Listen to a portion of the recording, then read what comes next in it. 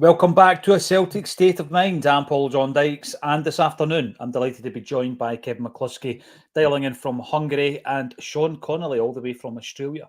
We're here to talk about Celtic 2, Hearts 0. First chance for yourself to comment on the game today, Sean. What did you make of that? Yeah, it was a bit nervy. I think I'd mentioned before there was going to come a game come up where we don't score early, and we were going to. It was going to kind of go like that, where we hit the post and things like that. It doesn't quite go our way, and we looked at the intensity. It looked about 10% less than it's been in the last few games. I think a lot of players travelling from international duty, we just looked a little bit less sharp, and it wasn't much less, but it was just enough that it made a difference. We weren't as comfortable as we have been in the previous games, and Hearts just do what Hearts do. They've got a very rehearsed manner in which they play against Celtic: low block, tactical counter, set piece. But there's nothing surprising, and it tends to lead to a close game if we don't get an early goal. We're going to ask you, I said at half-time with Kevin that we were delighted you were going to be coming on at full-time, because we can ask you all the refereeing decisions and whether or not they got them right. Kev, we spoke at half-time, and we spoke also about the fact that we weren't going to panic. We didn't panic.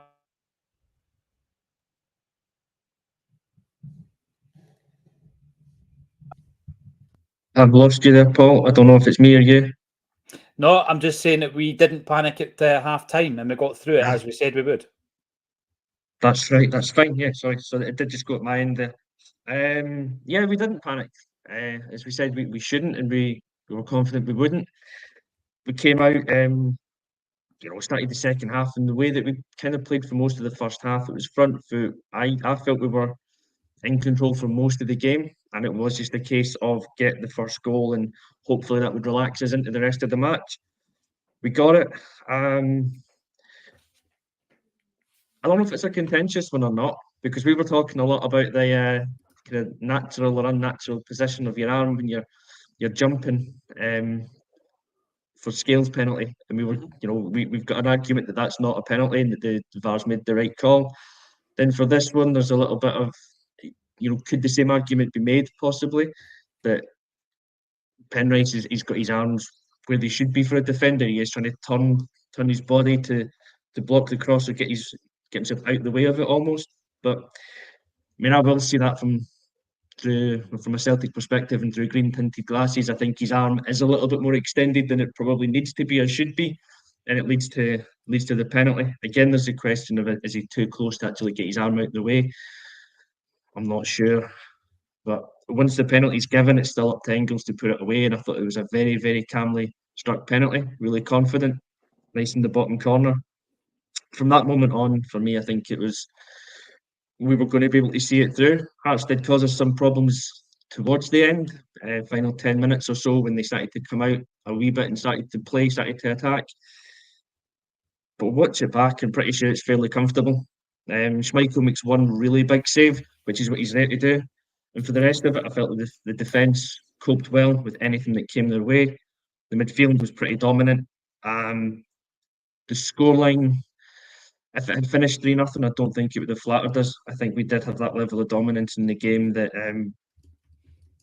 it was all, we deserved to win. And a 2 or 3-0 scoreline, I think, doesn't really flatter us.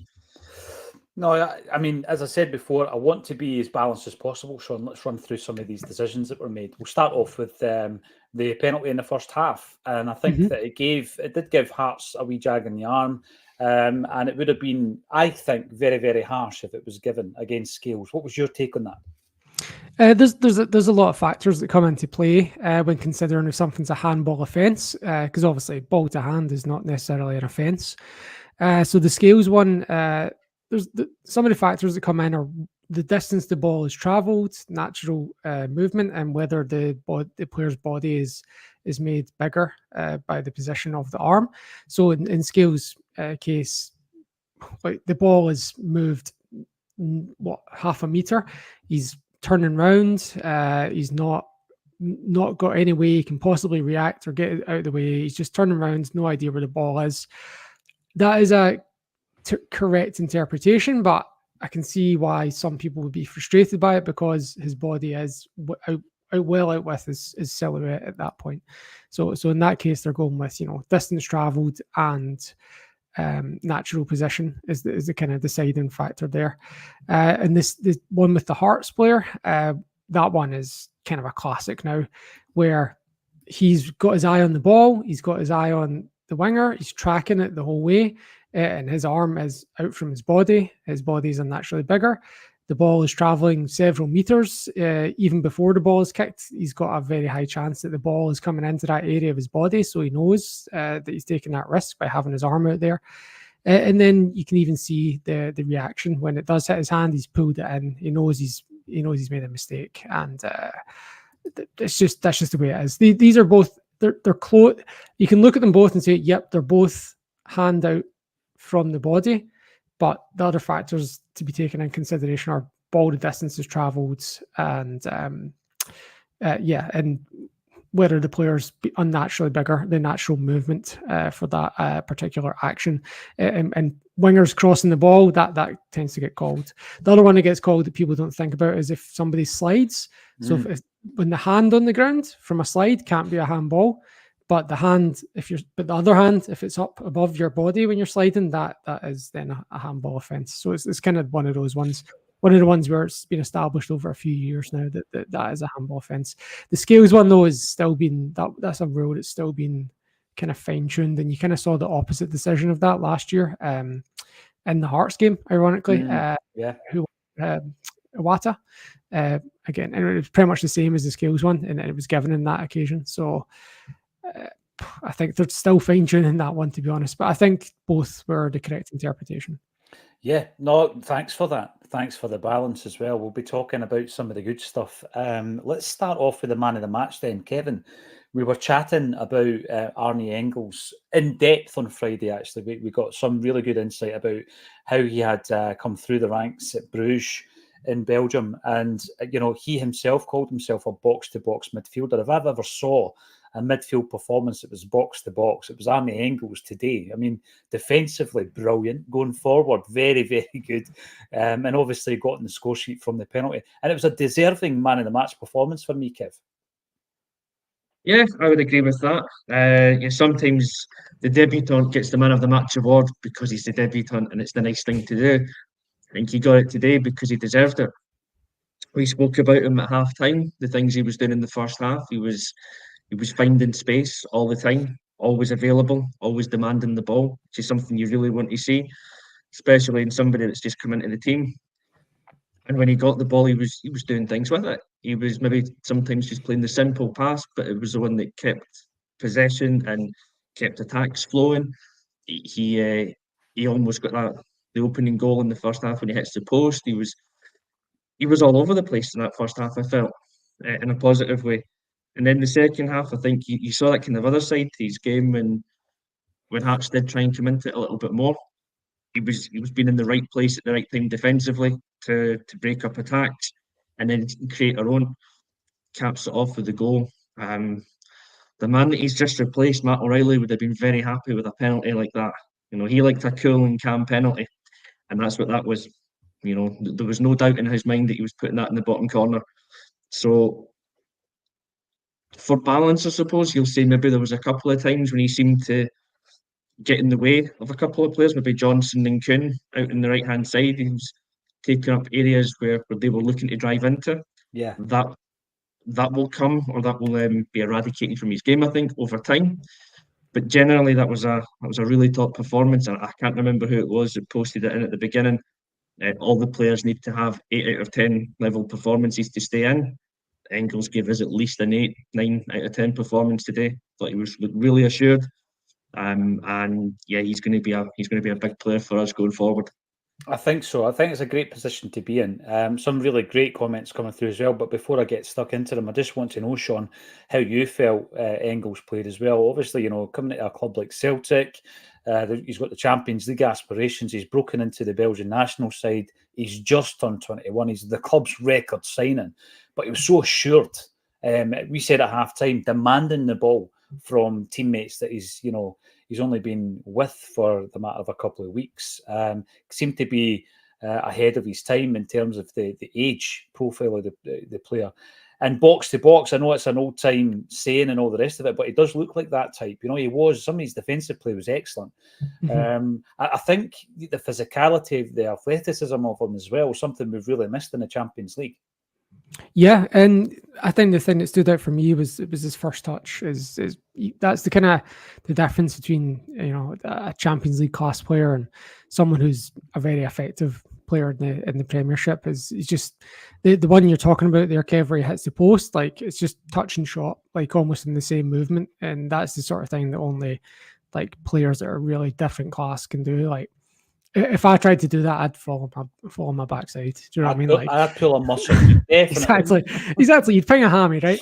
And he's like taking a touch 1 foot shot with the other, all in the kind of one motion. That's what you're paying for, right? That's why he's earning the big bucks, as they say, and we're sitting here chatting into microphones.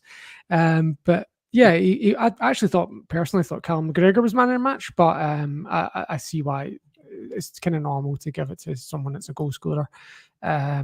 Or has had a couple assists, so I get it, and he was one of the standout players, even if I did think McGregor was the best. And I'm happy Bernardo we gutted, but he showed the level we want. And hey, maybe Bernardo's back in for the Champions League game, who knows? But Engles showed why we paid that money, showed why he's in the Belgian national team.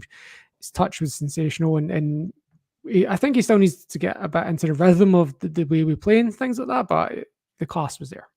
You know, once we get to the stage as well, Sean, where Vaille's got games under his belt and he's pushing for a jersey, trust is the same, and Big Idah, then you're in a right good position then, aren't you? Then you've got that competition for places all over the park almost. Some brilliant comments coming through, some people having an issue with Celtic TV by the looks of it, unfortunately, but it looks as though the stream is up and running here. Someone was wondering why we were taking so long to come on. I think it had something to do with the amount of time added on in the game. The Flying Haggis was wondering if I'd had a stroke.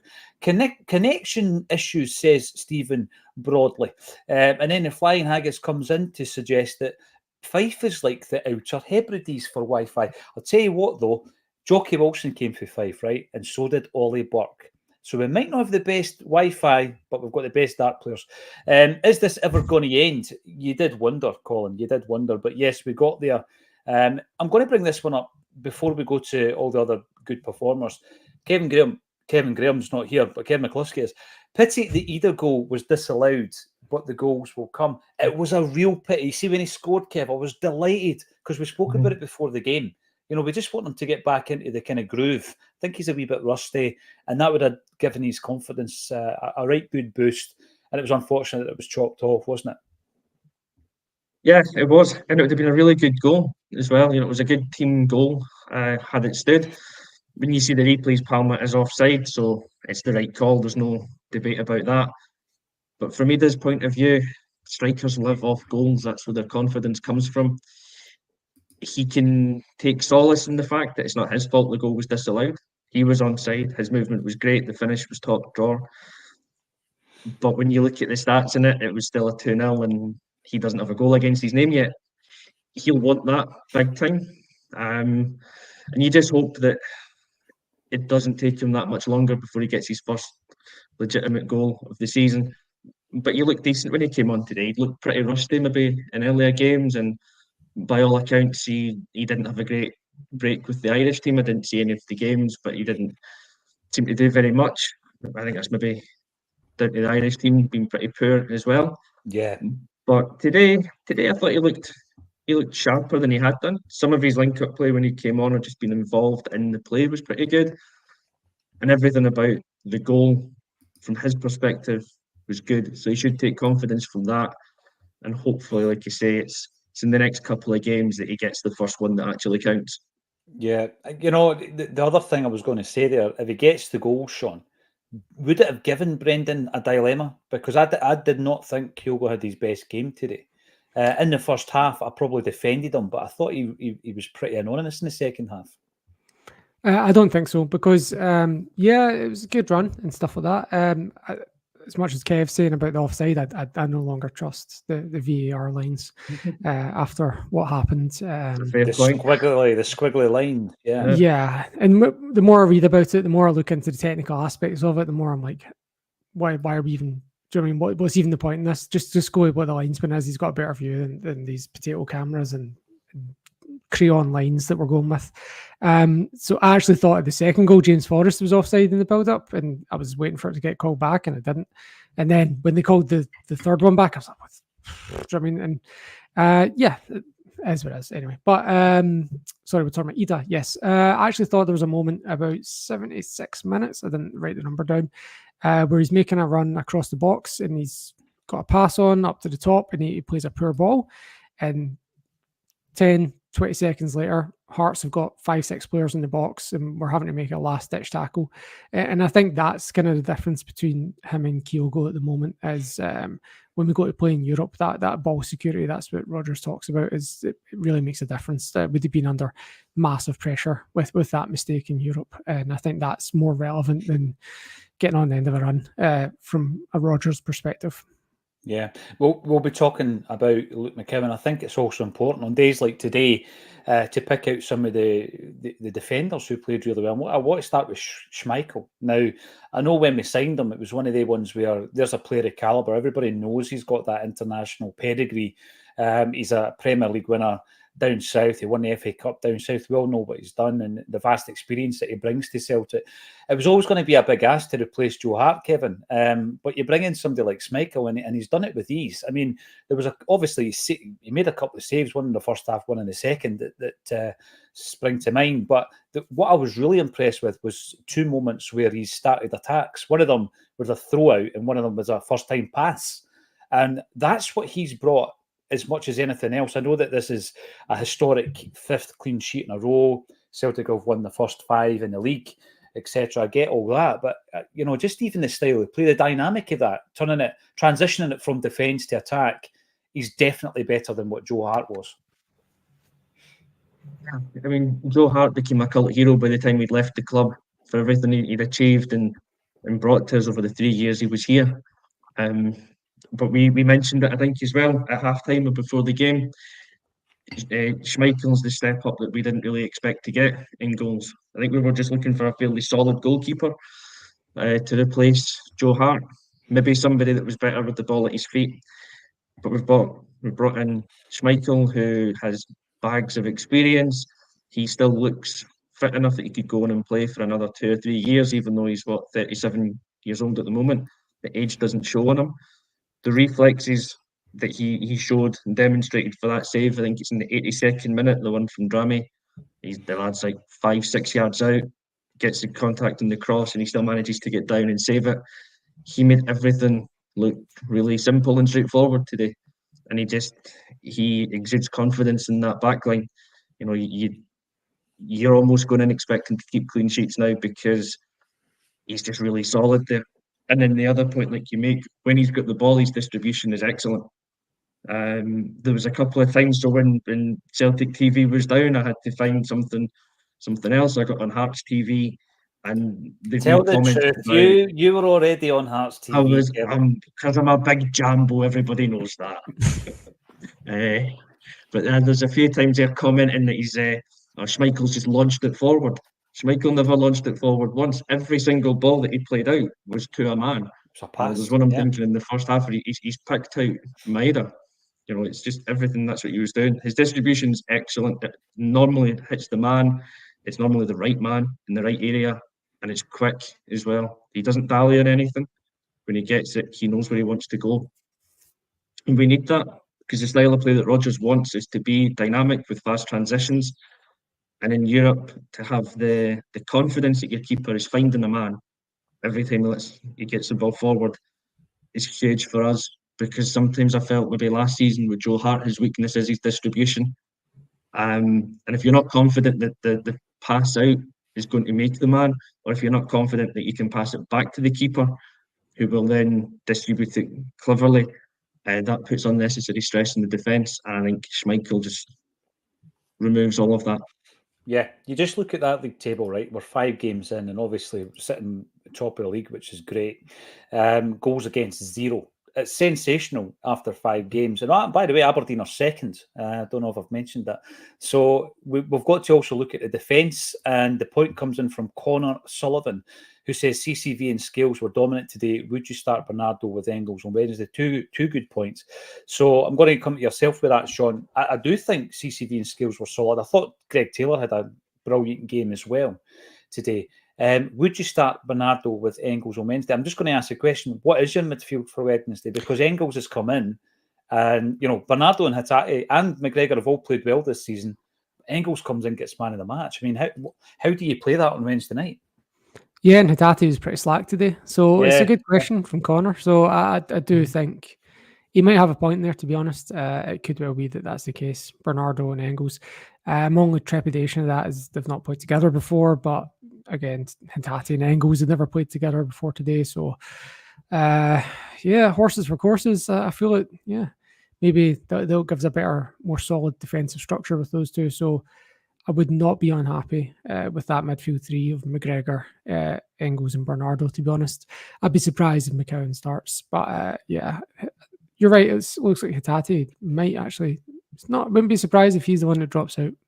I'm a massive fan of Hatate. He's a playmaker. He can change things in games. He can do things with regards to through balls that no one else will be able to make on the park. But see today, first 4 minutes of the game, Kevin, there were 2 passes where, when you can make somebody look bad because you've not made the move. There was 2 passes that went right past them.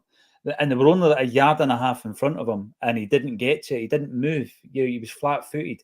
And I was looking at that in the first 4 minutes thinking, is he on his game today? And then there was a few passes that he misplaced. I'm not just trying to have a dig at him because, as I say, I think he's so talented. And I've already said, I think he's got it in him to have a Matt O'Reilly-style season.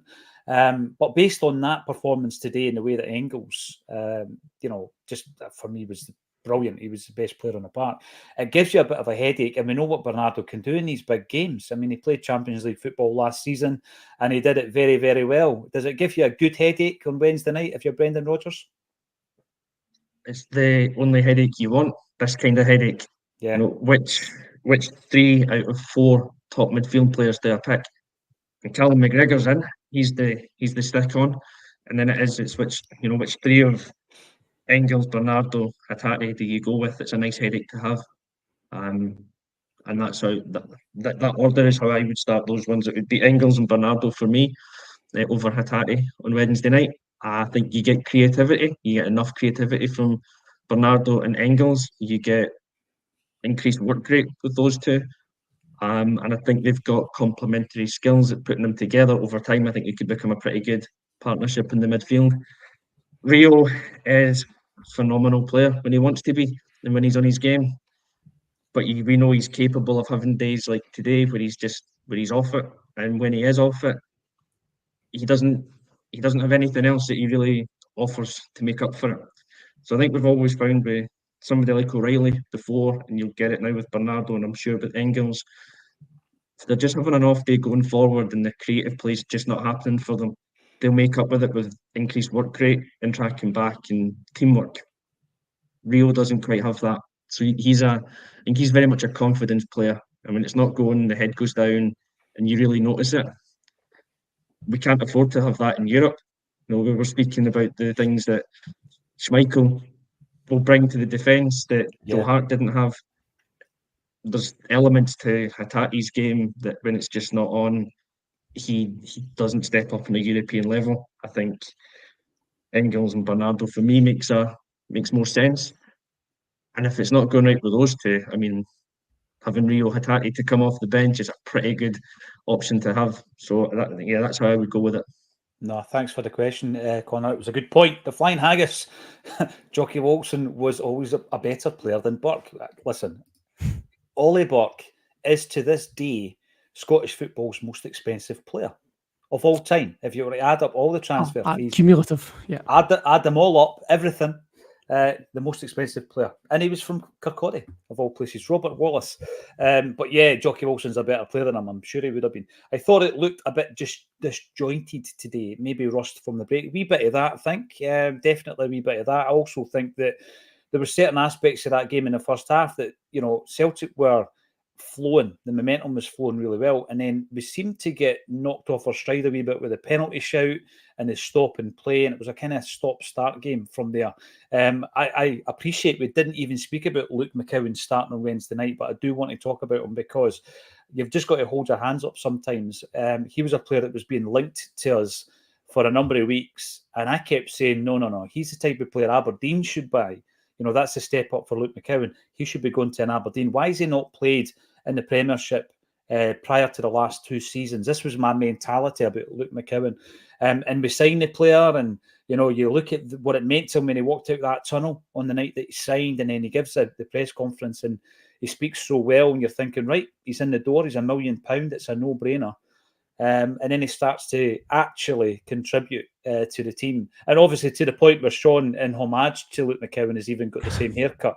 It was brilliant. It's absolutely superb for a player like McCowan it's almost as like it's taken him a while. And I'm not comparing him as a player or what Paul Lambert achieved, but I felt Paul Lambert took a while to get into his stride as a footballer. Starting off with St Mirren, obviously it was a decent St Mirren team he came into in the late 80s, and then Motherwell. And then after Motherwell, you're thinking, where's his career going to go? And then he ends up winning the Champions League, coming back to Celtic, winning the league in a double and being a tremendous player. McCowan's come to Celtic fairly late in his career, Sean, but it looks as though he's going to grasp the opportunity with both hands. Yeah, I always thought he had the kind of Hartley, Robson trend about him, the ones that develop a bit later. Aren't really pulling up any weeds at 21 and then just really develop in their early to mid-20s. And that's fine. Some players develop later. We're not going to get a big transfer fee. We're not going to get a 15 years out of him like we're getting out of James Forrest and Callum McGregor. But if we get a couple of years out of him, then that's great value because he's not going to be even in the top 10 earners. We didn't pay a lot of money for him, and he came on today and showed that he was he can contribute. He had a hustle, a tenacity. He was pressing. He had played some good balls, had some good touches. I'd rather have him coming on than Home. And no disrespect to Home, I think he's got talent, but he doesn't do that kind of press hustle. He doesn't have that instinct. Maybe he will one day. But McCowan is the better option for this season for playing in Europe this year, and I'm glad we've got him. It's an interesting point you make, actually, bringing up Home, because I think that Holmes looked tidy in dispatches since he came to Celtic, but there was never really a game where he's... I mean, we needed that second goal today, and there's never really been a game that I can think of where Holmes came in and given us that, where we really needed something to happen, and he's made it happen. McCowan did it today, and it just knocked him further down the pecking order, Odin Home, hasn't it, Kev? I really like him, Odin Home. I think there's something about him. There's a player in there just waiting to get out. But he's probably at the wrong club for that to happen, unfortunately now. Because I'll agree with Sean on your assessment of Luke McCowan there. I think everything that he brought when he came on was the things that you would miss from an Odin Home if he was coming on. You'd be screaming for him to go and press somebody to drive forward. He's too calm in the ball? Too laid back, maybe? Just doesn't seem to have the energy, enthusiasm about his game. McCowan's got it in spades. So I think yeah, my likeness is more of the Barry Robson type of thing. So, and I think he'll turn out to be a really good player for us. I was doubtful about signing him when we were first linked with him, I think last season. I didn't really want it to happen. Now he's in. I will happily eat humble pie every time he comes in the park and plays like he did this afternoon. I thought he was pretty good. But for somebody like Odin Home, yeah, I think there's a really good player in there, but we are not the team, I don't think, at the moment that suits his style, his abilities, and I would like to see him go out on loan in January, get 6 months with someone, and we'll see what kind of player he really is. Yeah, I mean, the thing with McCowan, he signs for Celtic, and by the end of this season, there is a real potential that he's got Champions League football under his belt, hopefully a few medals, and maybe even an international call-up. I mean, what a turnaround for a player who not that long ago was playing Championship football for Ayr United, but he's stuck at it, and it's a prop. I love that. I do. I love that. That's why Tony Ralston's my favourite Celtic player, because he was chucked on the scrap heap. He came through it, and now he's an important part of this squad. Surely Naismith, says Christie, sacked now. angry wee man with his staff at one point who looked like they tuned out of anything he was ranting. Who cares what happens to me? Who cares what happens to Hearts? You know what I mean? They're no bedfellows of Celtic. Engles, says Johnny, the tiny hands, shows why he's a £10 million plus player. I was saying before, talking to someone who's into the scouting, you know, who actually reckons that Engles has such a high ceiling, higher than anything we've had in the last 5 or 6 years. So you're taking in players, prospects, if you like, including the likes of Chris Ayer, Matt O'Reilly, Odson Edouard, and he rates him above all of Jeremy Frimpong, above all of these guys in terms of potential. So I think we do have a player on our hands. I've got to say, Rodgers is Mr. Cool, and I think that comes into it as well, Sean. He's the type of manager that nothing each at half-time where, you know, a bad decision or, you know, a penalty or whatever it could be could really flip the game. He doesn't panic. And we came through. It wasn't a vintage performance, but we knew that we had the quality, and we kept saying that at half time, Kevin and I, we've got that quality on the bench, and it was obviously from the bench that we saw the second and what we thought was the third goal as well.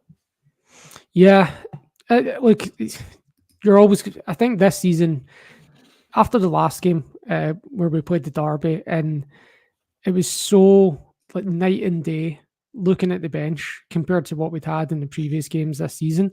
Like, I think being on the post-match with you a few times and you, Kev, and all we're saying is, mate, we're one injury away. This is a great starting 11. We've looked great, but we drop off at 60 minutes. When the subs start coming on, we're not the same. We look like we're 1 or 2 injuries away from falling apart. And then the derby rolls around, the bench looks outstanding.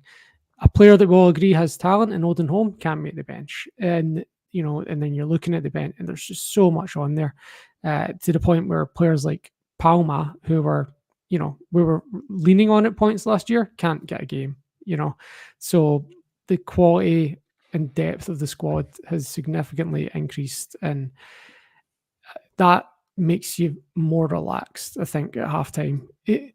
Things can always go awry, and you know, you can always get a penalty go against you instead of for you. That was close. Those were correct decisions. It was close in the sense that the ball, you know, the movement of the ball in the air is just 1 foot this way, 1 foot that way, and it's a different thing, you know. But yeah, I think having that quality gives you a bit more calm and a bit more options. And if it's not one person's day, it's someone else's day. And yeah, I agree with you. And I think that changed with those signings we made to really improve the overall quality.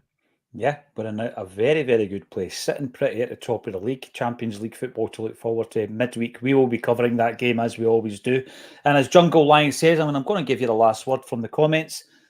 That's how you win leagues. Yes, it is. When you're not at the top of your game, you still come through. You've still got enough to win the game. And we beat them today 2-0. They're languishing at the foot of the table. Stephen Naismith with his wee angry face, being ignored by everybody else in the Hearts dugout. It's beautiful to see.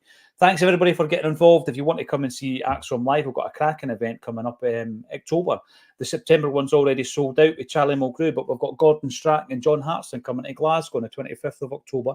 Ticket link is underneath this video, and you won't have to wait as long as you had to wait in the queue for Oasis tickets, I can guarantee it. But it is heading towards a sellout, so if you want to get tickets, be quick. Thanks, everybody, for getting involved. Thank you to Sean and Kevin for joining me on A Celtic State of Mind.